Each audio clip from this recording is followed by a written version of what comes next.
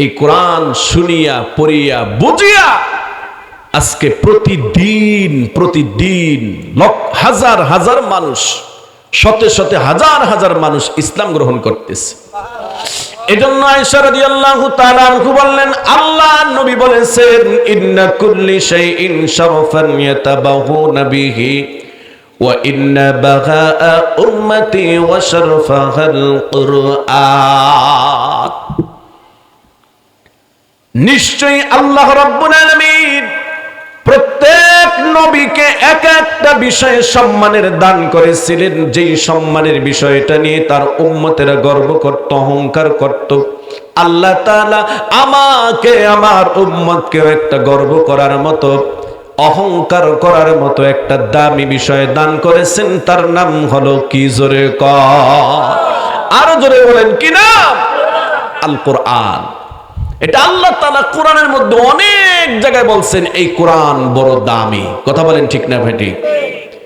ফি লাওহিম মাহফুজ, যেই দামি কোরআনকে আল্লাহ তাআলা লাওহে মাহফুজে সংরক্ষণ করে রেখেছেন। আমার প্রিয় ভাইরা, আমার প্রিয় বন্ধুরা, এই কোরআন থেকে ছোট্ট একখানা সতর্ককারী আয়াত আমি আপনাদের মাঝে পড়েছি। আল্লাহ তাআলা বলেন, ওয়ামান আ'রাদা আন যিকরি ফাইন্না লাহু মাঈশাতান দানকা ওয়া নাহশুরুহু ইয়াওমাল কিয়ামাতি আ'মা। যারা কোরআন থেকে মুখটা ফিরে রেখেছে, কোরআনের হুকুম অনুযায়ী যারা জিন্দেগি পরিচালনা করে নাই, এক কথায় সহজে বুঝে নেন, আল্লাহ তাআলা বলেন, আমি আল্লাহ রাব্বুল আলামিন তাদেরকে ওয়ামান আ'রাদা আন যিকরি ফাইন্না লাহু মাঈশাতান দানকা। ওয়ামান আ'রাদা আন যিকরি, যারা আমার এই কোরআন থেকে কি করেছে? মুখটা ফিরিয়ে রেখেছে, আমি আল্লাহ তাআলা তাদেরকে এই দুনিয়াটাকে সংকীর্ণ করে দিব। জোরে কর নাউজুবিল্লাহ। ওয়া নাহশুরুহু ইয়াওমাল কিয়ামাতি আ'মা। অতঃপর আমি আল্লাহ তাআলা কিয়ামতের দিন তাদেরকে দুইটা চোখ বন্ধ করিয়া অন্ধ বানায় উঠাবো। জোরে বলেন নাউজুবিল্লাহ। আগে অর্থটা একটু বুঝি, এরপর আল্লাহ তাআলা বলেন, এই লোকগুলো যাদেরকে আল্লাহ তাআলা দুনিয়াতে সংকীর্ণ করবেন, এর দ্বারা কয়েকটা জিনিস বুঝিয়েছেন। এক নাম্বার, এই দুনিয়ার জীবনটা তার কাছে একটা বিভীষিকাময় অশান্তির মনে হবে। কি মনে হবে? জোরে বলেন। অশান্তি। না আছে খেয়ে শান্তি, না আছে ঘুমিয়ে শান্তি, না আছে সন্তান সন্ততি দিয়ে শান্তি, না আছে স্ত্রী দিয়ে শান্তি, না আছে ব্যবসা বাণিজ্য এদিক সেদিক বিভিন্ন রকমের অশান্তি। আজকে এই অশান্তির পিছনে পড়িয়া অনেক মানুষ কষ্টে, অনেক মানুষ কেমন যেন আত্মহত্যা পর্যন্ত করে। কথা বলেন ঠিক না বে ঠিক? অনেক মানুষ জীবনই আর রাখে না।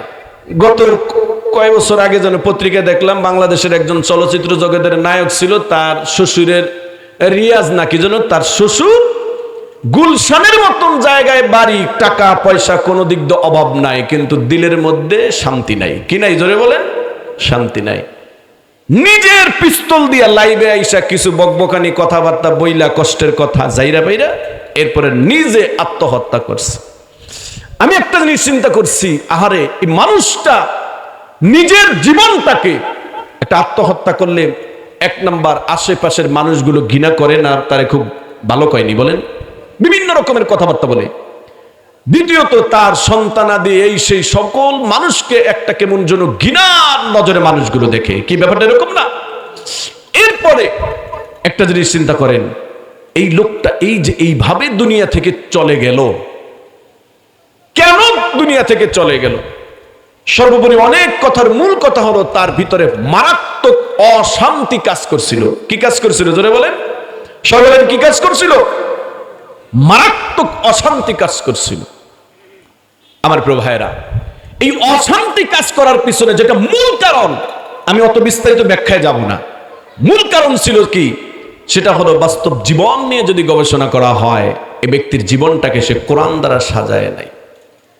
আহারে, মেয়ে ছিল একটা নায়িকা হইছে, বর্তমান যুগে বাংলাদেশের নায়িকা আর কি বলবো শয়তানের খালাতো বোনের ভিতরে মোটেও কোনো পার্থক্য নাই। নাউজুবিল্লাহ, আসতে করনি। তাদের চরিত্র ফুলের মতন পবিত্র কম না কি কিসের মতন কি কম, আমার ভাষা নাই। মেয়ে হইছে একটা নায়িকা, স্ত্রী তারে থুইয়া যেদিক সেদিক দৌড়াদৌড়ি, বিয়া দিছে নায়িকার আরেক নায়িকার কাছে, নাকি আল্লাহর ওলি বাইজুদ বুস্তানির মতন জামাই পাইব নাকি?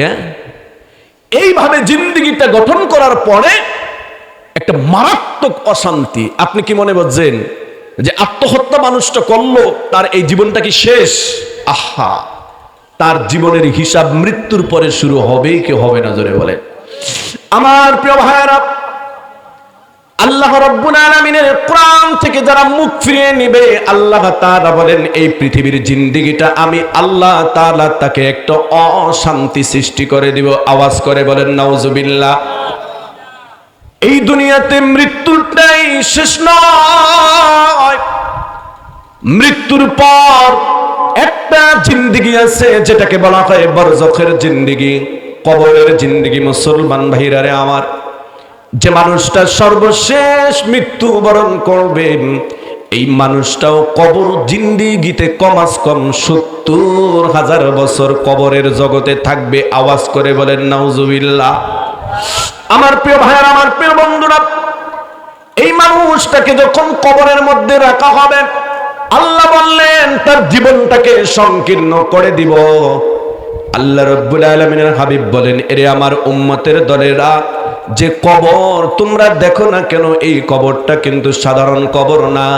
কবরের দুই অবস্থার একটা অবস্থায় মানুষ নিপতিত পতিত হবে, সেটা হলো এই আল কবরু রাউদাতুম মিন রিয়াজিল জান্নাহ আও হুফরাতুম মিন হুফারিন নার।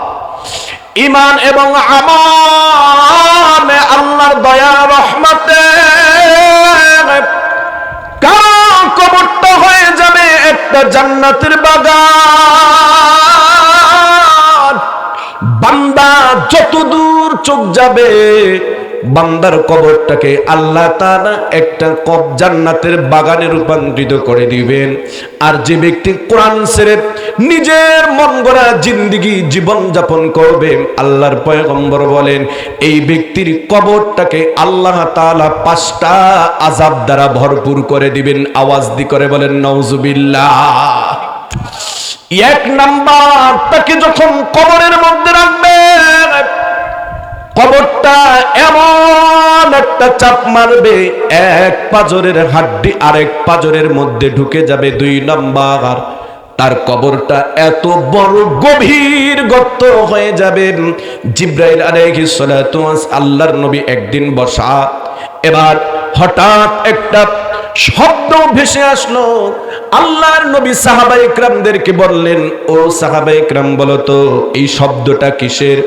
আল্লাহর রাসূলের সাহাবীরা বলল, আল্লাহর রাসূল আল্লাহ এই ব্যাপারে ভালো জানেন। আল্লাহর নবী বললেন, জাহান্নামের কুয়া অথবা পাপীদের কবরটা এত বেশি গভীর হবে।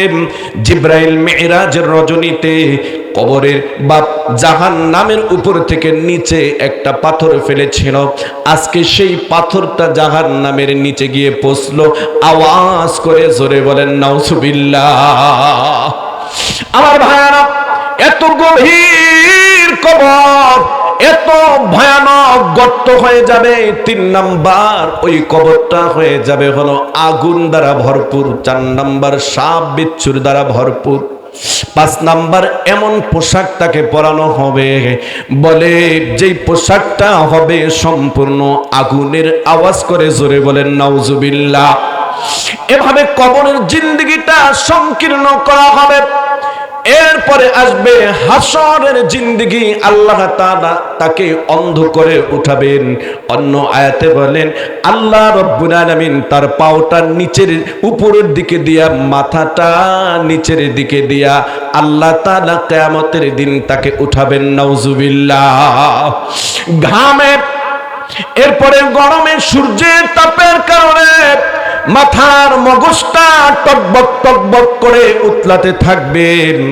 এরপরে কিয়ামতের দিন আল্লাহ তাআলা তাকে জাহান্নামকে দেখাবেন, জান্নাতকে দেখাবেন, আর বলবেন এরে খবিস, ছোট্ট কিছুদিনের জিন্দেগিকে আমি আল্লাহকে, আল্লাহর বিধান তথা কোরআনকে ভুলে গিয়ে মন গড়া জিন্দেগি জীবন যাপন করেছিলে, আর যার কারণে আল্লাহ রাব্বুল আলামিন এত সুন্দর সুমহান জান্নাত থেকে তোরে মাহরুম করে এই জাহান্নামে ঢুকানো হবে। আওয়াজ করে বলেন নাউজুবিল্লাহ।